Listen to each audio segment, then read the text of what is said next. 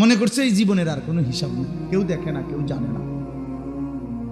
আরে বেউকুফ বেটা, তোমার মা না কিছু বলে না, বাবা না কিছু বলে না, আরশে আজিমের মালিক আল্লাহ বলেন আমি কিন্তু বান্দা একটা একটা জিজ্ঞেস করি, একটা একটা শব্দ জিজ্ঞেস করি, প্রতিটা নিঃশ্বাসের হিসাব আমি আল্লাহর কাছে। তুমি কি ভাবছো?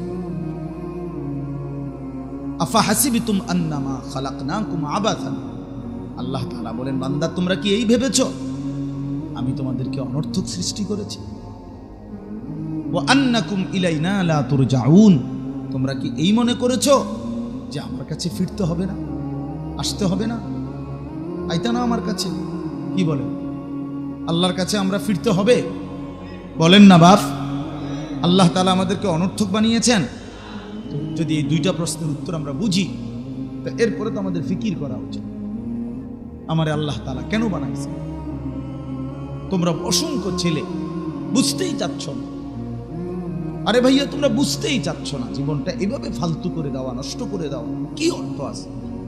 এত ফালতু তো মানুষ হয় না, মুসলমান এত বাজে হয় না। এক ওয়াক্ত নামাজ পড়ে না, 5 ওয়াক্ত নামাজ, এটা কি জানোয়ার? আমি এটা বুঝি। এক ওয়াক্ত নামাজ পড়ে না মুসলমানের বাচ্চা, এটা কি জানোয়ার? আমি বুঝি না। এই হাইওয়ান আসলো কোত্থেকে? এই জানোয়ার আসলো কোত্থেকে?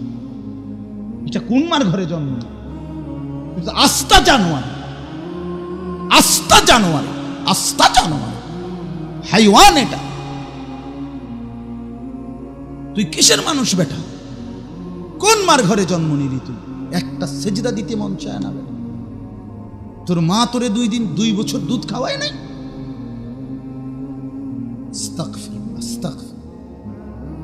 মানুষের বাচ্চা কেমনে এরকম? মুসলমানের বাচ্চা এত বড় হাইওয়ান কিভাবে হয়? এটা কি কথা বাপ? এক ওয়াক্ত নামাজ পড়তে মন চাইবে না? হায় আল্লাহ! এই জন্য আল্লাহ তাআলা বলেন বান্দা কি ভেবেছো, কি ভেবেছো আমি এমনি এমনি ছেড়ে দেব? আহসাহুল্লাহু ওয়া নাসু, আল্লাহ তাআলা বলে বান্দা মনে রেখো আমি আল্লাহ তোমার জিন্দেগির প্রতি সেকেন্ড আহসা মানে গুনে গুনে রেখেছি। ওয়া নাসু, তোমরা ভুলে গেছো, তোমার মনে নাই, আমার মনে আছে। আমাদের মনে নাই 2023 সালে 16 অক্টোবর রাত 10:42 আমরা কি করছি গত বছর ঠিক এই দিনে, আমাদের অনেকেরই মনে নেই।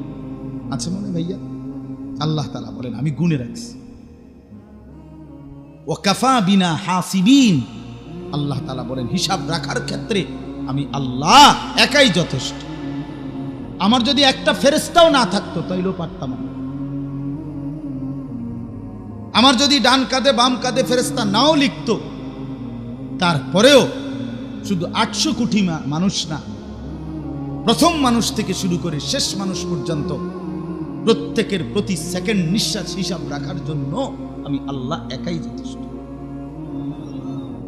ওয়াকাফা বিদুনুবি ইবাদিহি খাবীরাম বাসীরা, এই যে আল্লাহ বলেন বান্দা তোমার জিন্দেগির সমস্ত গুনাহ নাফরমানি খবর রাখার ক্ষেত্রে, চোখে দেখার ক্ষেত্রে, হিসাব রাখার ক্ষেত্রে আমি আল্লাহ একাই যথেষ্ট। কাফা মানে যথেষ্ট, একাই যথেষ্ট। কি মনে করছো ভাইয়া? এই জন্য ভাই রাগ হইও না, শক্ত কথা বলিস। আমি পারি না, আমি সোজা বলতে পারি না, সুন্দর করে বলতেই পারি না। এটা ফিকির করা উচিত। মুসলমানের সন্তান এত গাফেল হয়, আরে পাগল এত পাগল হয়, পাগল এত পাগল, মাতাল এত মাতাল হয় না। মাতালেরও মাঝে মধ্যে হুঁশ আসে। যে মদ খায়, নেশা করে, এই তো কোনো 24 ঘন্টা মাতলামি করে না। কি বল? মাঝে মাঝে তো তার কি আসে, হুঁশ আসে। এই মাতালের তো মাঝে মধ্যে হুঁশ আসে। এই মাতাল তো একদিনও সেজদা দেয় না। এই মাতালে তো 365 দিনের কোনো দিনে ফজরের নামাজ পড়ে না। এটা কি মাতাল? কি মাল খাইলো এটা? কোন বোতল খাইলো এটা? কোন কোম্পানির বোতল খাইলো? আস্তাগফিরুল্লাহ, আস্তাগফিরুল্লাহ। এ তো পুরা মাতা। আল্লাহ আমাদেরকে বিবেক দান করে। ভাই, এজন্য বললাম আল্লাহ তাআলা এটা বলতে চাইছেন, বান্দা এটা আমাদের জিন্দেগির একটা মূল সবক, তাওহীদ। এ কথা আমরা বুঝা দিল দিয়া অনুভব করা, আমাদের জিন্দেগির মধ্যে এটা গ্রহণ করা, যা কিছু হচ্ছে, করছে, ঘটছে আমার জীবনে কিংবা সারা পৃথিবীবাসীর জিন্দেগিতে, সবটাই নিয়ন্ত্রণ করছে শুধু কয়জন? একজন, শুধুই আল্লাহ। এটাই তাওহীদ। এটা এমনি মুখে বলা সহজ, কিন্তু কলিজার মধ্যে এটা মজবুত করা কঠিন। আমার জন্য কঠিন, আপনার জন্য কঠিন। ইদা মাসসাহুশ শাররু জাযুআ ওয়া ইদা মাসসাহুল খায়রু মানুআ। আল্লাহ তাআলা বলেন, আমার বান্দার স্বাভাবিক জিন্দেগি হলো সব কিছু ঠিক মতো চলতেছে চলতেছে চলতেছে, একটু মুসিবত যদি আমি দেই তো একদম হতাশ হয়ে পড়ে। হতাশ কি রে, বিপদ কি আমারই নিকাল দেখ, বুঝেন না কথাটা? আরে খোদা, শেষ পর্যন্ত আমারই নি দেখি না তো কারে দেখতো? আমনে কোনছে? কার জ্বর হইতো আমনেরে বাদ দিয়া? জ্বরটা হইতো কার? আপনি হইতেন নামটা কন, আপনি কইয়েছেন না তো দেখবেন হইতে আপনাদের কন্যা যে কি রে বেটা, তোর জ্বর হোক বা না, আমার নাম বললি কেন? বলবে কি না? বলেন না। তা আমরা একটুতে কি হয়ে যাই? হতাশ হয়ে যাই, হতাশ। আমরা ভেবে দেখেন, আমিও ভাবি, আপনিও ভাবেন, জীবনে আমাদের মাথা ব্যথা হয়েছে যতবার, এই মাথা সুস্থ স্বাভাবিক ছিল তার চাইতে বেশি না কম? জীবনে পেট ব্যথা হয়েছে যতবার, এই পেট স্বাভাবিক ছিল তার চাইতে বেশি, হাজার বেশি। এই জন্য আল্লাহ তাআলা বলে, বান্দা, আমার বান্দা যখন আমার থেকে ছুটে যায়, আল্লাহর প্রতি আস্থা, ভরসা, আল্লাহর স্মরণ, আল্লাহর কথা যখন মনে থাকে না, তখন সে মনে করে সব কিছু সারাক্ষণ আমার চাহিদা মতোই হবে। আর যখনই প্রত্যাশা মতো হয় না, হতাশ হয়, হতাশ। আর ওয়াইদা মাসসাহুল খায়রু মানুআ, আবার যখন প্রত্যাশা মতো সব হয়, তো এইবার আমি আল্লাহর হক আদায় করতে কৃপণতা। দোয়ানও চলছে বালা, বাজারও চলছে বালা, খানা দানাও মালা, মাশাআল্লাহ, শরীর স্বাস্থ্য ভালো, ওলাও বিদেশ থেকে টিয়া ফাড়া মাইও বালা বিয়া দিছে। এইবার আর আল্লাহর হক আদায় করতে যাকাতেরও খবর নাই, হজ্জ আদায়েরও খবর নাই, নামাজ পড়ারও টাইম নেই। দোয়ান ভালো চলছে যে, বুঝেন না কথাটা? ব্যবসা ভালো চলছে যে, কামাই চলছে ভালো, এইবার আর আল্লাহর হক আদায় করতে কৃপণ। সামান্য চা দোকানদার, এ বন্টন বেচে, বেচা কিনা হচ্ছে, কাস্টমার খাইতেছে, আসতেছে যাইতেছে, অতএব এখন আর নামাজের সময় নাই। সিএনজি চালায়, অটো চালায়, নামাজের টাইম, নামাজের টাইম। আল্লাহ তাআলা বলেন, আমার নাফরমান বান্দার হালাত হলো এরকম, আমাকে যখন ভুলে যায় তখন তার অবস্থা হয়, চাহিদা মতো না পেলে হতাশ হয়ে পড়ে, আর প্রত্যাশা মতো ঠিক কিছু দিলে আমি তো আমার হক আদায় করতে কি করে? কৃপণতা, কৃপণতা। তো আল্লাহ তাআলা বলেন, হায় বান্দা, এই জন্য আল্লাহ তাআলা বারবার বলছেন, বান্দা, আমার সাথে যার বন্ধন আছে সে বুঝে যে আমি হাসলেও আল্লাহ হাসায়, আমি কাঁদলেও আল্লাহ কাঁদায়, দিলেও আল্লাহ, না দিলেও কি? কোরআনে আছে, ওয়া আন্নাহু হুয়া আদহাকা ওয়া আবকা। আল্লাহ বলেন, তিনি আল্লাহই হাসান, তিনি কাঁদান। তাইলে চোখ, মুখের হাসি কার দান? তো চোখের কান্না কার দান? এই কথা মনে, আমার সুখও আল্লাহর পক্ষ থেকে, আমার দুঃখ পেরেশানিও আল্লাহর পক্ষ থেকে, আল্লাহর পক্ষ থেকে। সর্বাবস্থায় মুমিন আল্লাহর উপরে ভরসা, নবী সাল্লাল্লাহু আলাইহি সাল্লাম বলছে, উম্মত মনে রেখো, সারা পৃথিবী মিলেও তোমার কোনো উপকার করতে পারবে না, সারা পৃথিবী মিলেও তোমার মুসিবতে ফেলতে পারবে না। তোমার উপকার তাই হবে যা আল্লাহ লিখে রেখেছেন, তোমার মুসিবত তাই হবে যা আল্লাহ লিখে রেখেছেন। আল্লাহ লিখে রেখেছেন। তুমি হাজার কষ্ট করলেও তোমার চাহিদা মতো উপার্জন হবে না, রাত দিন মাথার ঘাম পায়ে ফেললেও উপার্জন হবে অদ্দুর আল্লাহ তাআলা বরাদ্দ করছেন। যদি একই স্ট্যান্ডের সিএনজি, একই সাথে গাড়ি, একই সাথে একই স্ট্যান্ড থেকে চলে 8টা থেকে রাত 10টা, ইনকাম বরাবর না। এক বাজারের মুদি দোকানদার ইনকাম বরাবর না, এক বাজারের চা দোকানদার ইনকাম বরাবর নয়। একই সাথে একই দেশে বিদেশ করে এক রুমে থাকে দুজন, কামাই সমান না। আপনি দেখেন, আমার আত্মীয়, আমার বাড়ি তো নাঙ্গলকোট, জানেন না আপনারা? আমি আপনাদেরই ছেলে। আমার আপন আত্মীয় 2 জন আমি দেখছি, দুজনে 16 বছর বিদেশ করছে। তো একজনে বাড়ি ঘর বিল্ডিং দালান অনেক কিছু করছে, আরেকজনে আমারে বলছে, ভাই এই যে ফ্যান্ট চিন্তার মধ্যে যেটা থাকে আর এই ফ্যানটা আইবার সময় আরেকজনতে হাওলাত করে আসছে বিদেশ থেকে, আরেকজনের থেকে ফ্যান্ট হাওলাত করে তো বাইকেছে, মানে কিচ্ছু করতে পারে। একই দেশে থাকছে, ফয়সালা কোথায়? ওয়াফিস সামাই রিজকুকুম ওয়া মা তুআদুন ফাওয়ারাব্বিস সামাই ওয়াল আরদ ইন্নাহু লাহাক্কুন। রব্বুল আলামিন বলে, বান্দা বিশ্বাস করো, তোমাদের সকলের রিজিক আসমানে। কোথায়? খেতেও না, বিদেশেও না, বাজারেও না, ব্যবসাতেও না, চাকরিতেও না, রিজিক আসমান। রিজিক আল্লাহ তাআলার নিকটে। আল্লাহ বলেন, আসমান জমিনের মালিক আল্লাহর কসম বান্দা, এই কথাটাই সত্য যে রিজিক আসমান। এই কথাটাই সত্য, রিজিক আসমানে। এই জন্য তাওহীদ কলিজার মধ্যে বসা, আমারও আপনারও, বয়স্করাও নওজোয়ানরাও। তোমার কাছে যা মন চায় বন্ধু, তা পূরণ করে শুধু একজনই, তিনি আল্লাহ। তাকে বাদ দিবা কেন? তাকে বাদ দিবা কেন? হাসি কান্না, আনন্দ বেদনা, মনের মধ্যে শাহওয়াত কামনা বাসনা সবই তো আল্লাহর দেওয়া।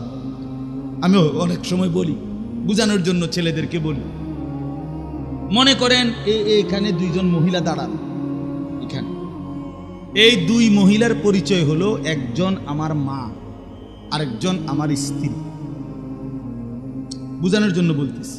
তো 2 জনই মহিলা, শরীরের গঠন অঙ্গ প্রত্যঙ্গ বরাবর, কিন্তু আমি 1 মিনিটের মধ্যে, মনে করেন বা 2 মিনিটের মধ্যে, প্রথম মিনিটে মার দিকে তাকাইলে আমার দিলের যে হালাত হয়, 30 সেকেন্ডের মাথার যদি স্ত্রীর দিকে তাকাই তো আমার দিলের হালাত ভিন্ন হয়। মার কাছে আমি যা কামনা করি স্ত্রীর কাছে আমি তা চাই না, স্ত্রীর কাছে আমি যা কামনা করি মার কাছে আমি তা চাই না। এই 1 মিনিটের ব্যবধানে, 30 সেকেন্ডের ব্যবধানে আমার দিলের অবস্থা 2 রকম বানাইলেন যিনি, খোদার কসম তিনি আল্লাহ। যদি 2টা বরাবর হইতো বন্ধু, তো পৃথিবীর কোনো সুখ আর আনন্দ থাকতো। যদি দুজনের মা মনে হইতো তাইলেও মুসিবত হইতো, যদি দুজনের স্ত্রী মনে হইতো তাইলেও মুসিবত হইতো। বুঝেন নাই কথাটা? তো তাহলে প্রতি মিনিটের মনের কামনা বাসনা চাহিদা অবস্থার পরিবর্তন, হালাত আল্লাহ তাআলা পরিবর্তন, আল্লাহ পরিবর্তন। সেই আল্লাহকে ভুলে গেল বন্ধু, তাকে কেন ভুলে গেল? ইয়া আইয়ুহাল ইনসান মা গাররাকা বিরাব্বিকাল কারীম। রব্বুল আলামিন ডাক দিয়ে বলেন, হে মানুষ, আমার মতো দয়ালু মেহেরবান মুনিব, আমার মতো দয়ালু মেহেরবান মালিককে ছেড়ে দেওয়ার জন্য কে তোমারে ধোঁকা দিল? কার ধোঁকায় পড়ে আমার মতো দয়ালু মালিককে তুমি ছেড়ে দিলে বান্দা?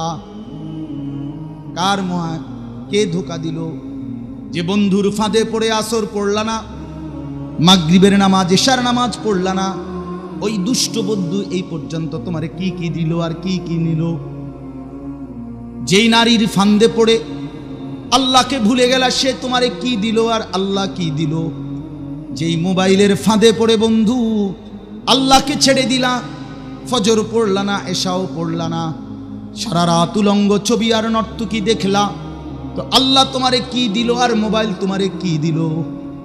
আল্লাহ কোরআনে বলেছেন, বান্দা মনে রেখো, আলাম ইয়ালাম বিআন্নাল্লাহা ইয়ারা, আমি কিন্তু সারাক্ষণ তোমাকে দেখি। কতক্ষণ? আবার বলেন, আবার বলেন, আল্লাযী ইয়ারাকা হিনা তাকুম। আল্লাহ বলে, বন্ধু নবী আমার, আপনি যখন নামাজের জন্য দাঁড়ান, আমি আল্লাহ সচক্ষে সরাসরি আপনাকে দেখি।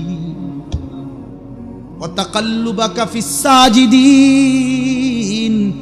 আল্লাহ বলেন, বন্ধু আপনি যখন আমার নামাজি বান্দাদের সাথে রুকু দেন, সেজদা দেন, আমি সরাসরি আপনাকে দেখতে থাকি। আল্লাহ বলে, বান্দা প্রতি হালাত মানলেও তোমারে আমি দেখি, না মানলেও তোমারে কিন্তু আমি দেখি। আমি আল্লাহর আড়াল থেকে 1 সেকেন্ডের জন্য অন্যত্র যাইতে পারবা না। সম্ভব কি? কথা বলে। আল্লাহ আমাদেরকে বুঝার তৌফিক দান। তাওহীদ বড় সম্পদ। আল্লাহর সাথে যার বন্ধন ছুটে যায়, ভাইয়া বাবা, খোদার কসম হয় আর মানুষ থাকে না। যে মালিক চেনে না, যে মনিব চেনে না, ওই গাদ্দার কিছুই চেনে না। আবারও বলছি ছেলেরা, যে মনিব চেনে না সে কিছুই চেনে না, যে মালিক চেনে না তিনি কিছুই চেনে না। জুতু মেরা তো সব মেরা। যখন আল্লাহ আমার, সবই আমার, আসমানও আমার, জমিনও। যার আল্লাহ নাই তো তার কিছুই নেই, তার কিছুই নাই।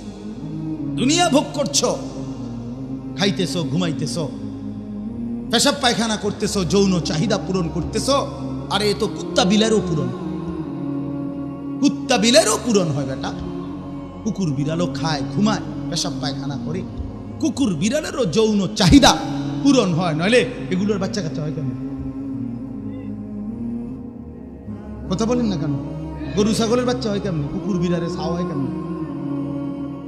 তাহলে যৌন চাহিদা পূরণ করা, পেশাব পায়খানার চাহিদা পূরণ করা, খাবারের চাহিদা পূরণ করা, এটা ইনসানের মূল বৈশিষ্ট্য না, এ তো জানোয়ারেরও হয়। ইনসানের মূল বৈশিষ্ট্য হলো সে তার মালিকের গোলামি করবে, সে তার মালিকের সাথে নিজেকে জুড়ে রাখবে, এরে বলে ইনসান।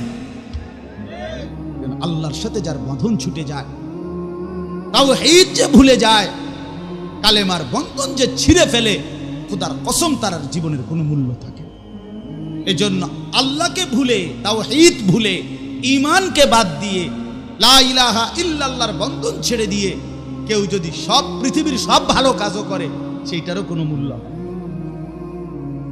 সেইটারও মূল্য। কোরআন শরীফে আছে, আল্লাহ বলছে, ইলাইহি ইয়াসআদুল কালিমুত তাইয়্যিব। আল্লাহর কাছে প্রথম ঈমানের কালেমা পৌঁছে, বলে আমালুস সালিহু ইয়ারফাউহু। এরপরে যাবতীয় নেক আমল ওই ঈমানের কালেমাটাকে আরো ঊর্ধ্বে তুলতে থাকে। মানে আগে ঈমান জমা দাও, এরপরে সেজদা, নামাজ, রোজা, হজ, যাকাত, জিকির, তেলাওয়াত এগুলো পাঠাও, ঈমান বাড়বে, তোমার মর্যাদাও বাড়বে। এই জন্য আমরা ইনশাআল্লাহ তাওহীদ, আল্লাহর সাথে বন্ধন, এটা জোরালো করা দরকার, জোরালো করা দরকার। নওজোয়ানরা, আল্লাহর দোহাই ভাই আমার, জিন্দেগি বরবাদ করো না। রাত বেশি হয়ে গেছে দেখে আমি লম্বা করতে চাচ্ছি না।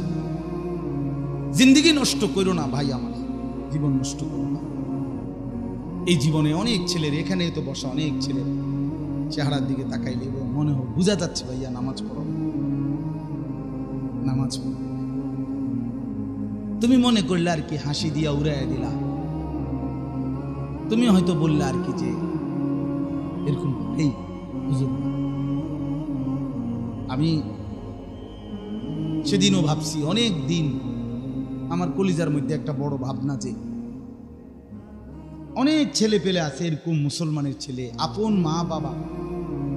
মা বাপ জীবিত থাকার পরেও নিজ ঘরে ঘুমায় ছেলে মেয়ে, কিন্তু আপন মা বাবাও তারে নামাজের জন্য বলে, ডাকেই না, ফজরের নামাজ পড়ে না একদিনও ছেলেটা, 16 বছর 18 বছর, অথচ আপন মাও কদ্দুর কাঁদে না, বাবাও কদ্দুর কাঁদে না। তার যাহারি আমার ফুতের কি হয়, ওই যে এক ওয়াক্ত নামাজ পড়ে না, কদ্দুর ডাকে না, চিল্লায় না, মা বাপ আফসোসও করে না।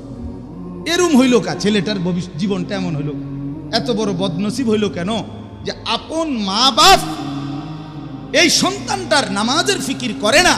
এই ছেলেটা এত বড় মন্দ কপাল হলো কেন? আমার মনে হইছে হাদিসের মধ্যে আছে, আল্লাহর নজর থেকে যে সরে যায়, গোটা মাখলুকের নজর থেকেও সে সরে যায়।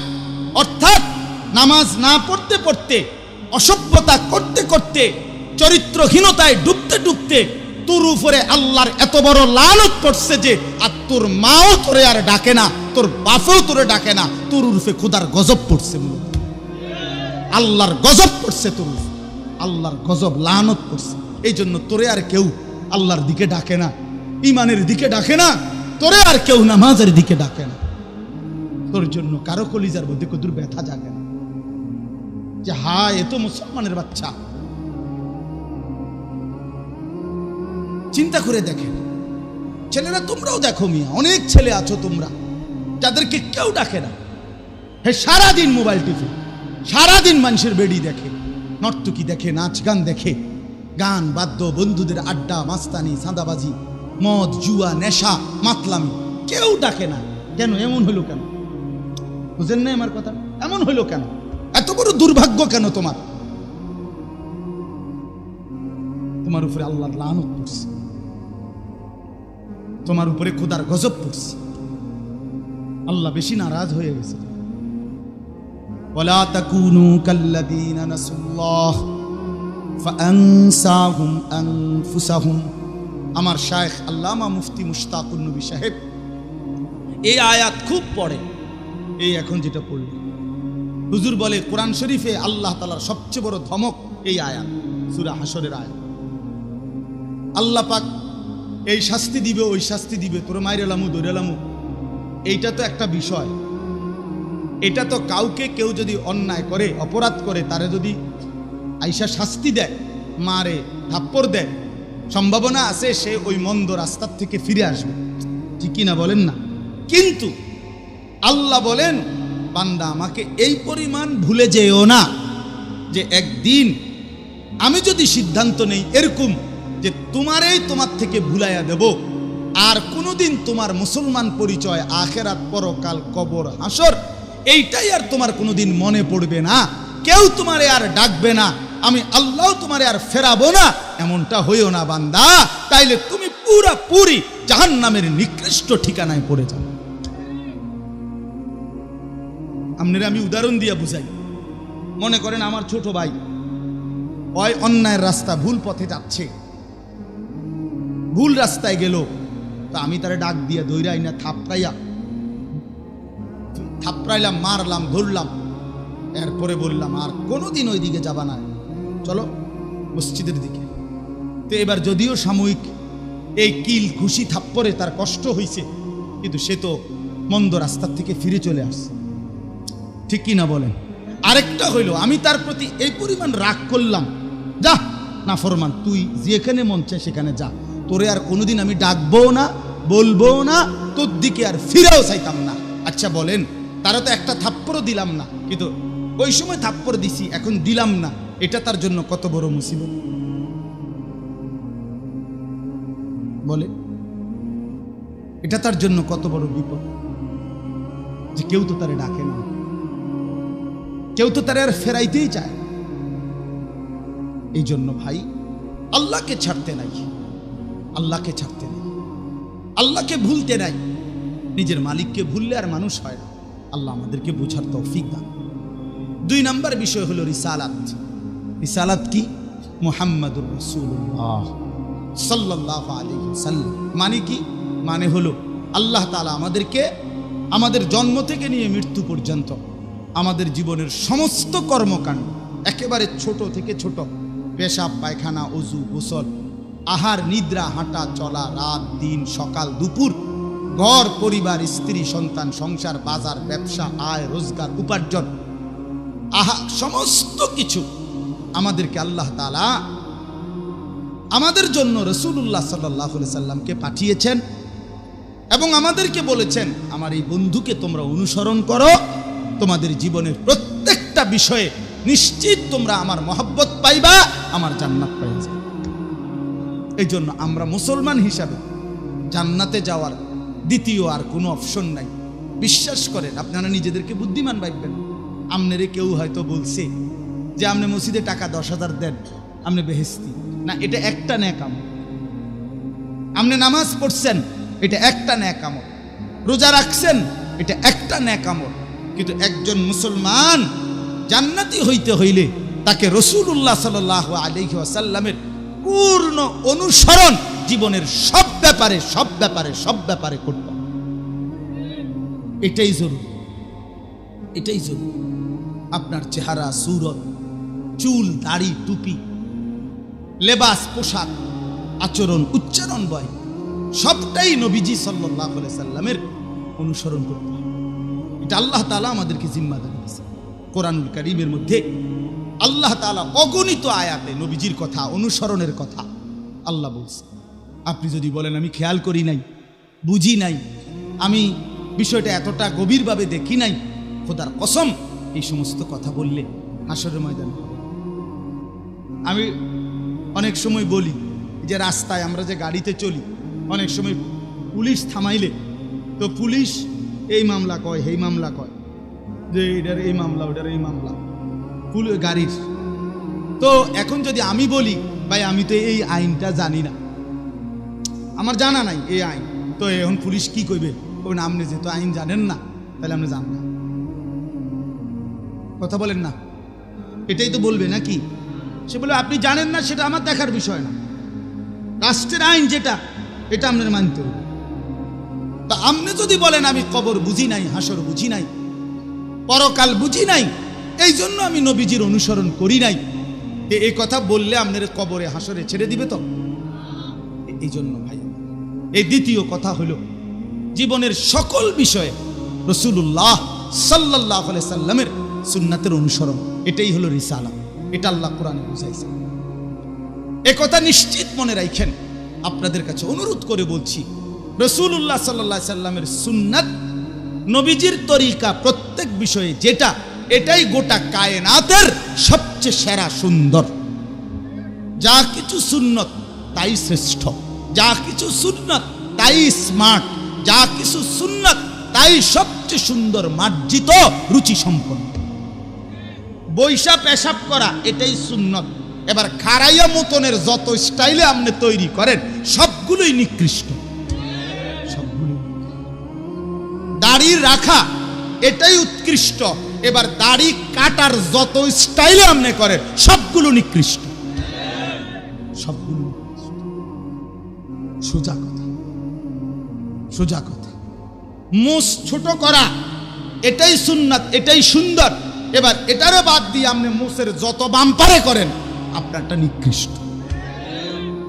পিছনে চুল বাবরি রাখা অথবা চারদিকে চুল সমান রাখা, আল্লাহর কসম এটাই সুন্নাত, এটাই সৌন্দর্য। এর বিপরীতে যুবক, তুমি ডানে বামে সামনে যত স্টাইলের চুল বাড়াচ্ছ, এর একটাও কোনো সুন্দর নয়, বরং নিকৃষ্ট। বেঈমানের চুল, কাফেরের চুল, মুশরিকের চুল, নাস্তিকের চুল, মুরতাদের চুল, দাজ্জালের চুল। মনে রাখো, একদিন, খুব বেশি দেরি নাই, একদিন দেখবা তুমি দাজ্জালের খপ্পরে পড়ে গেছো। হ্যাঁ, তো মাতবুরি করো না।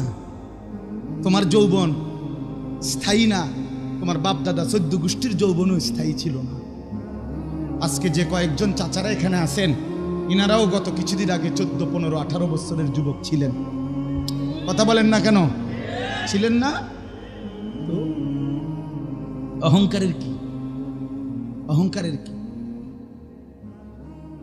বড়াই করার কি? এই জন্য রাসূলুল্লাহ সাল্লাল্লাহু আলাইহি সাল্লামের তরিকা যে ছেড়ে দিছে সে কখনোই সৌন্দর্য পায় নাই। আপনারা যারা দাড়ি কাটেন, আপনাদের সাথে চ্যালেঞ্জ করলাম আল্লাহর কসম দিয়ে, ইনশাআল্লাহ পৃথিবীর কোনো দার্শনিক পণ্ডিত, মুসলমান বাদ দেন মিয়া, কোনো কাফের বেঈমানের কাছে, কোনো ইহুদি, খ্রিস্টান, হিন্দু, বৌদ্ধ, ইউরোপ আমেরিকার কোনো ইউনিভার্সিটি কোনো গবেষণাগার কোথাও পৃথিবীতে কেউ প্রমাণ করতে পারছে কিনা যে দাড়িবিহীন চেহারা শেভ করা এটা উত্তম? শারীরিকভাবে, মানসিকভাবে, যৌক্তিকভাবে, পরিবেশগতভাবে কোনো উপকার এইটার আছে এমন কোনো প্রমাণ তথ্য কারো কাছে যদি থাকে যে দাড়ি রাখার চাইতে দাড়িবিহীন থাকা এটা উত্তম, এই দৃষ্টিকোণে, তো আমি 20 বার কানে ধরে বটনি লাগাবো, নইলে আরো বেশি করলে বেশি। আপনি এখন কর, আর এখন না পাইলে পরে টোহাইয়া বাইর করে আমার খবর দিয়ে আবার আমার বাড়ি যে তুমি আসবো না। এই জন্য রাসূলুল্লাহ সাল্লাল্লাহু আলাইহি সাল্লামের সুন্নাত ছাড়তে নেই। ধোকা খাইছেন, ধোকা ধোকা। আরো শক্ত যদি বলি, আল্লাহ রাসূল সাল্লাল্লাহু আলাইহি সাল্লাম বলছে কোন মানুষের সুস্থ রুচির, সৃষ্টিগত মানুষের সুস্থ রুচির পরিচয় হলো 10টি আমল। এর মধ্যে একটা হলো নখ কাটা। যে নখ বড় রাখে সে অসুস্থ লোক, সে সুস্থ রুচির মানুষ না। নাক পরিষ্কার করা, এই নাকে যার ময়লা জমে থাকে সে অসুস্থ লোক, সে রুচি সম্পন্ন মানুষ না। বগলের পশম যার বড় হয়ে থাকে, বগলের পশম উপড়ানো, নবীজি বলছে ফিতরাত, সুস্থ রুচির পরিচয়। এটা যার বড় সে অসুস্থ, বিকৃত রুচি। নাভির নিচের পশম কাটা, নবীজি বলছে এটা সুস্থ রুচির পরিচয়, ফিতরাত। ফিতরাত আল্লাহ রাসূল সাল্লাল্লাহু আলাইহি সাল্লাম বলছে ঠিক খতনা করা এটা ফিতরাত, সুস্থ স্বাভাবিক রুচির পরিচয়। আপনি রাগ হইয়েন না, আপনারা বুঝাইতে চাই। ঠিক অবিকল নবীজি বলছে মোষ ছোট করা, দাড়ি লম্বা করা এটা সুস্থ স্বাভাবিক রুচির পরিচয়, ফিতরাত। এই জন্য মোষ বড় দাড়ি নাই, এই উনি সুস্থ কোনো রুচি সম্পন্ন মানুষ নন। মনে রাখেন এই কথা। যা কিছু সুন্নাত তাই যৌক্তিক, যা কিছু সুন্নাত তাই সুন্দর, যা কিছু সুন্নাত তাই শ্রেষ্ঠ। রাসূলুল্লাহ সাল্লাল্লাহু আলাইহি ওয়াসাল্লামকে বাদ দিয়ে সুন্দর হয় না, সুন্দর হয় না। 1450 বছর ধরে আপনজন, দুশ্মন, বন্ধু, শত্রু সবাই নবীকে পরীক্ষা করছে, করছে না? আমাদের নবীজির জীবন পরীক্ষা করে নাই এমনকি মুসলমানরাও নবীজির জীবন পর্যালোচনা করে, কাফের বেঈমানরাও করে, কিন্তু সবার কাছে তিনি শ্রেষ্ঠ। বন্ধুর দৃষ্টিতেও তিনি সেরা, দুশ্মনের দৃষ্টিতেও তিনি সেরা। আজকে পর্যন্ত পৃথিবীর কোনো পাশ্চাত্যের, ইউরোপের ইহুদি খ্রিস্টান কোনো গবেষকের কাছে রাসূলুল্লাহ সাল্লাল্লাহু আলাইহি সাল্লামের নামের উর্ফে লিখতে পারবে এমন কোনো ব্যক্তিত্ব পৃথিবীতে কোনো ইহুদি, খ্রিস্টান, ইউরোপ, আমেরিকা কারো কাছে আছে? এজন্য তিনি বন্ধুর কাছেও সেরা, দুশ্মনের কাছেও সেরা। তিনি আপনজনের কাছেও শ্রেষ্ঠ, তিনি দুশ্মনের কাছেও কি শ্রেষ্ঠ। কেন ছেড়ে দেব নবীকে? সুন্নাত ছাড়বো কেন? নবী সাল্লাল্লাহু আলাইহি সাল্লামের তরিকা ছাড়বো কেন? আল্লাহ আমাদেরকে বুঝ দান করেন। 3 নাম্বার হলো এই বিষয়টার সাথে আমার এটা 3 নাম্বার বিষয় হলো আখিরাত। আখিরাত আমাদের জীবনের একটা মৌলিক অংশ, যে আমাদের জিন্দেগি 2 ভাগ। প্রতিটি মানুষ যখন মায়ের পেটে বের হয়, এই পৃথিবীতে ভূমিষ্ঠ হয়, তো এরপরে তার মনে রাখতে হবে তার আর ক্ষয় নাই। মানুষ মূলত চূড়ান্তভাবে আর কোনোদিন শেষ হয় না। মৃত্যু মানে শেষ না, মৃত্যু মানে হারিয়ে যাওয়া না, মৃত্যু মানে আরেকটি নতুন জিন্দেগির উদ্বোধন। এতদিন একটি জিন্দেগি ছিল, সেটার নাম ইহকাল। আজকে মৃত্যুর মাধ্যমে, জান কবজের মাধ্যমে একটি নতুন জিন্দেগির শুরু, আখিরাতের জীবন। আখিরাত তাহলে অতএব এটা একটা গুরুত্বপূর্ণ কথা মনে রাখবেন, মানুষের কোনো শেষ নাই। বুঝেন নাই কথা? এই যে একটা মানুষ মার পেট থেকে বের হওয়ার পর তার আর কোনো শেষ নাই। সে মৃত্যুবরণ করছে না, মৃত্যুবরণ না করছে, ইন্তেকাল করছে, স্থানান্তর হয়েছে। মানুষ এরপরে কেবল স্থানান্তর হয়। ছিল বাচ্চা, স্থানান্তর হয়ে এখন কিশোর, তরুণ, যুবক, বৃদ্ধ, কবর, হাসরের মাঠ, মিজানের পাল্লার ওজন, ফুলসেরাত, জান্নাত, জাহান্নাম, শেষ হইল কই? কথা বল, ওর জান্নাতে গিয়ে শেষ, জাহান্নামে গিয়ে শেষ। খালিদিনা ফিহা আবাদা। আল্লাহ বলছে জান্নাতও চিরস্থায়ী, জাহান্নামেও চিরস্থায়ী। কথা বলে না? তাইলে শেষ হবে কোন দিন মানুষ? কথা বলেন, শেষ নাই বন্ধু, শেষ স্থানান্তর হয়, স্থানান্তর। ইন্তেকাল কয়, এই জন্য মৃত্যুকে কি কয়? তিনি ইন্তেকাল করিয়াছেন, মানে তিনি এখান থেকে স্থানান্তর করে আখিরাতের জিন্দেগিতে গিয়েছেন। এই জন্য আখিরাত, পরকাল, মৃত্যু, কবর, হাসরের ময়দান, আমলনামা গ্রহণ, এরপরে আল্লাহ পাকের মুখোমুখি হওয়া, মিজানের পাল্লার মধ্যে নিজের আমলনামা ওজনের জন্য দেওয়া, ফুলসেরাত পার হওয়া, জান্নাত কিংবা জাহান্নামে যাওয়া, এই কয়েকটা ধাপ প্রত্যেককেই পার করতে হবে। নেককার হোক আর নাফরমান হোক, নবী হোক আর সাধারণ কি হোক, বান্দা হোক। কথা বুঝছেন না? এই জন্য বাপ, এই আমাদের জীবনের এই তৃতীয় গুরুত্বপূর্ণ বিষয়, আমাদের নামাজ, রোজা, হজ, যাকাত, জিকির, তেলাওয়াত, হালাল, হারাম, জায়েজ, না জায়েজ, আমাদের জীবনের সমস্ত কিছু এইটার উপরে যেমন একটা কাপড় দিয়া ঢাইকা রাখছে, সেটা হলো আখিরাত। কেন নামাজের ফিকির করি? আখিরাতে যাবো যে। কেন হারাম থেকে বাঁচতে চাই? আখিরাতে যেতে হবে যে। কথা এই শেষ, আপনারা অধৈর্য হন, আরে এই কথাটাই শেষ, আর অল্প একটু, 5টা মিনিট লাগবে না, আমি এমনি করে এমনি বুঝাই। মনে করেন ওই বড় ট্রেতে, ট্রে বোঝেন তো না, মেহমানকে যে নাস্তা টাস্তা দেয়, তো এই ট্রেটার মধ্যে 10টা আইটেমের ছোট ছোট বাটিতে ফল দিছে আর কি। একটা আপেল দিছে, আঙ্গুর দিছে, মালটা দিছে, ড্রাগন ফল দিছে, এমনি এমনি 10টা ছোট্ট ছোট্ট বাটিতে এই ট্রেটার মধ্যে দিছে। বাটিগুলোর মধ্যে বিভিন্ন আইটেমের নাস্তা দিয়া, এটার উপরে একটা সুন্দর কাপড় দিয়া পুরা ট্রেটা ঢাইকা দিছে। আল্লাহ তাআলা যেন নামাজ, রোজা, হজ, যাকাত, জিকির, তেলাওয়াত, দান, সাদাকা, ঈদ, কুরবানি, এরপরে মিথ্যা, চুরি, ডাকাতি, জিনা, ব্যভিচার, সুদ, জুয়া, মদ, জুয়া, সমস্ত নাফরমানি ছেড়ে দেওয়া, বন্দিগি করা, এই সবগুলোকে যেন ছোট ছোট বাটিতে রাইখা ওই আখিরাতের কথাটা দিয়ে এই উপরে রুমাল দিয়ে রাইখা দিছে।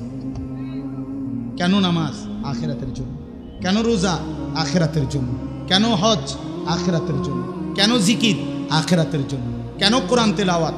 আখিরাতের জন্য। মিথ্যা বলবা না কেন? আখিরাতের জন্য। চুরি করবা না কেন? আখিরাতের জন্য।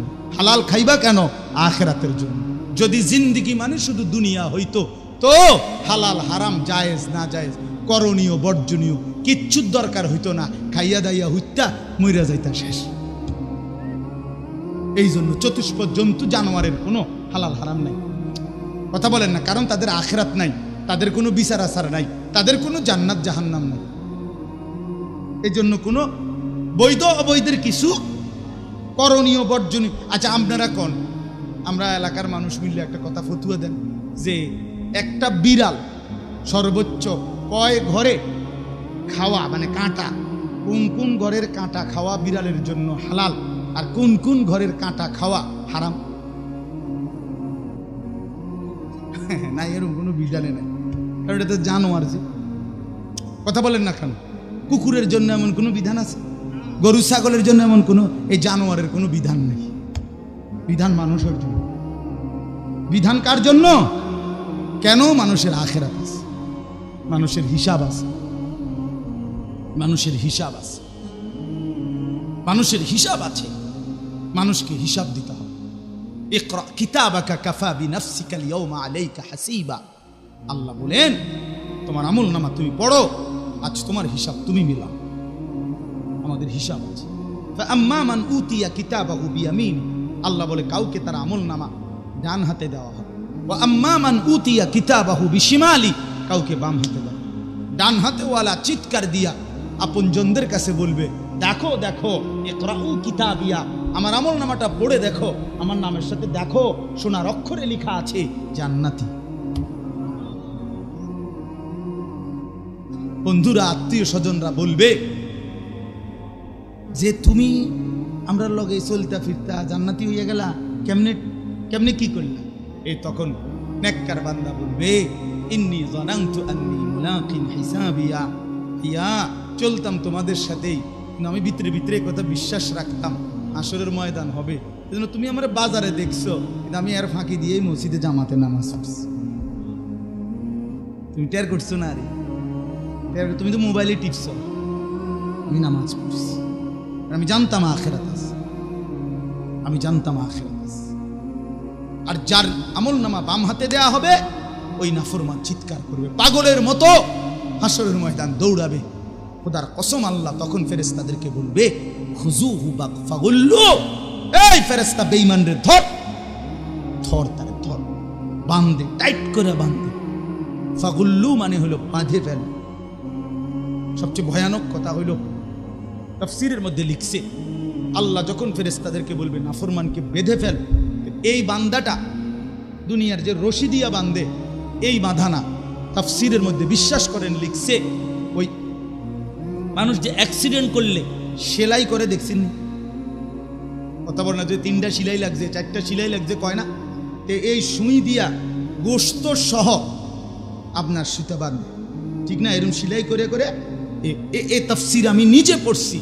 হাসরের ময়দানে আল্লাহ তাআলা ফেরেশতাদেরকে বলবেন, আর ফেরেশতারা এই গোশত হাড্ডি সহ রশি বাঁধ দিয়া দিয়া এরপরে নাফরমানকে বাঁধবে।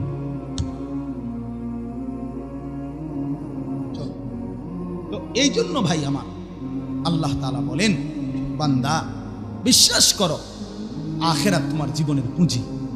আখিরাতের বাঁধন, তোমাকে হিসাবের মুখোমুখি হতে হবে, আল্লাহর সামনে দাঁড়াইতে হবে, নিজের আমল নামা নিতে হবে, মিজানের পাল্লায় ওজন হবে, আমি আল্লাহর মুখোমুখি হইতে হবে, ফুলসিরাত পার হইতে হবে। এই কথাগুলো যদি তোমার দিলের মধ্যে থাকে, তাহলে তোমার জিন্দেগি সুন্দর। তাইলে কয়টা জিনিস? 3টা, তাওহীদ, রিসালাত, আখিরাত। বলেন, তাওহীদ মানে কি? কোন লা ইলাহা ইল্লাল্লাহ। রিসালাত মানে মুহাম্মাদুর রাসূলুল্লাহ। আর আখিরাত মানে পরকাল, পরকাল। এই জন্য আমাদের মূল হিসাব, মূল হাসি, মূল কান্না আখিরাত। হাসবে বন্ধু, চূড়ান্ত হাসি আখিরাতে। কাঁদবে বন্ধু, চূড়ান্ত কান্না আখিরাতে। আখিরাতে দুনিয়া হাসলেও শেষ হয়ে যায়, কাঁদলেও শেষ হয়ে যায়। এখানে রোদ উঠলেও সন্ধ্যা হয়ে যায়, বৃষ্টি নামলেও সন্ধ্যা হয়ে যায়।